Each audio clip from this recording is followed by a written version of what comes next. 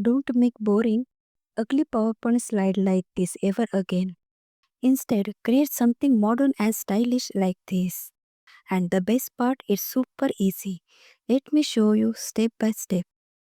First, select the rectangle shape and drag it to cover the entire slide. Insert a rounded rectangle and use the yellow handle to make the corner smoother. Rotate and resize it. Then place it on one side. Press Ctrl D to duplicate. Then resize and reposition to more rounded rectangles. Select all shape. Go to Merge Shape, select Subtract. Go to Insert, click on Picture. Select Picture from this device.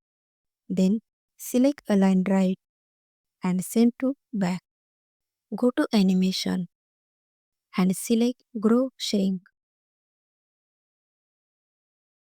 Open Effect option. Set custom size to 110%.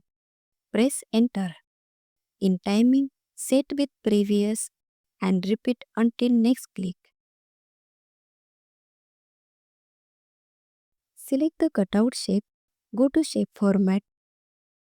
Select Color from Shape Field. Remove the outline by selecting No Outline. Add your title text, Macau bird, and a short description below. Now, let's see it in slideshow. Look at that.